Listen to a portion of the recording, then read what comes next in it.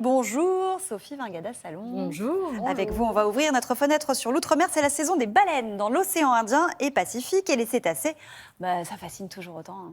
Oui, ça fascine toujours autant, d'autant que c'est un très beau spectacle à voir jusqu'au mois d'octobre, voire au mois de novembre, car les baleines à bosse parcourent plus de 6000 kilomètres pour atteindre les eaux plus chaudes de la Réunion et de la Polynésie. Pourquoi ? Parce que c'est la saison des amours et on peut voir les mâles bondir hors de l'eau ou on peut les entendre chanter. Ouais. On les surnomme les cantatrices des océans. Et pourquoi les mâles le font ?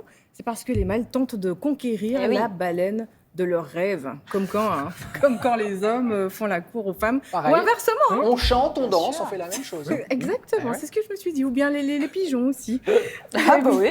Et puis il faut savoir que les baleines viennent de ce côté du globe pour donner naissance aux baleineaux en sécurité, en toute sécurité, loin de leurs prédateurs, par exemple les orques. Oui. La baleine à bosse, Sophie, est une espèce protégée. Et donc en ce moment, à La Réunion, des scientifiques redoublent de vigilance pour les surveiller, c'est ça ? Tout à fait. Globis, c'est une ONG dédiée à l'observation et à la conservation des cétacés dans l'océan Indien. Et ces scientifiques étudient le déplacement des baleines, savoir comprendre leur comportement, leurs habitudes, pourquoi elles sont plus nombreuses d'une année à l'autre. Et pour le savoir, les scientifiques ont commencé à poser des balises sur les baleines. D'abord, c'était en 2013, c'était la première mission. Et puis, il y a eu la deuxième en 2019. Mais bon, on le sait, il y a eu la crise sanitaire qui est passée par là.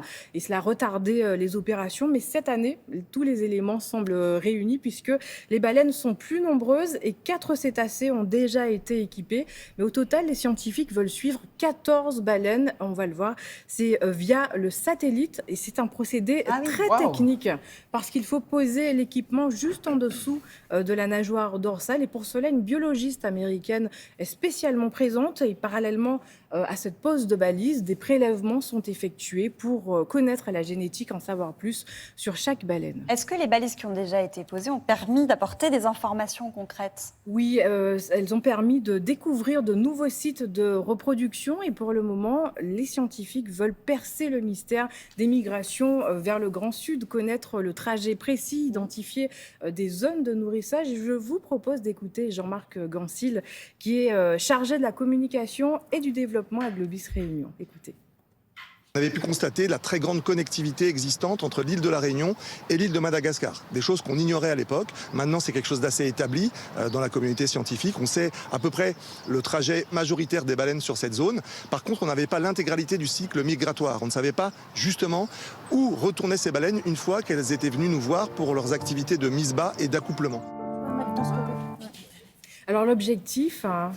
C'est pas grave, on rééquipe, on met le micro, on est en famille. On a subi une attaque. C'est vrai. On a subi une attaque.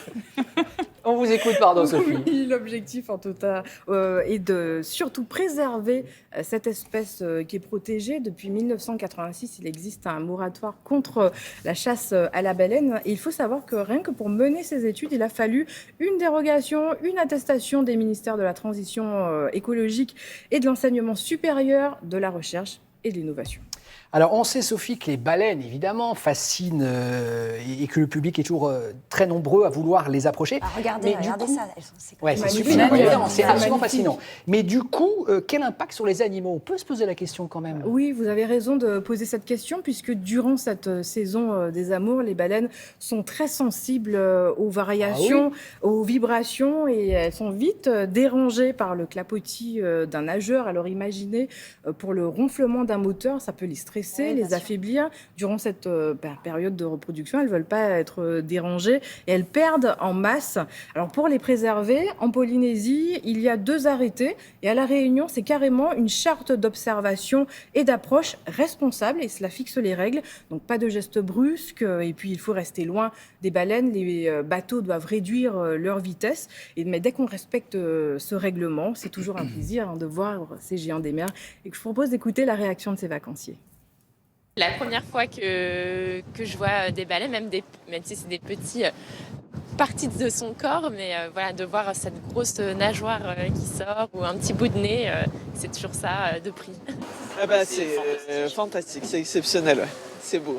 C'est assez majestueux. C'était très près de nous en plus, donc c'est majestueux. On dirait qu'elles sont venues jouer avec nous.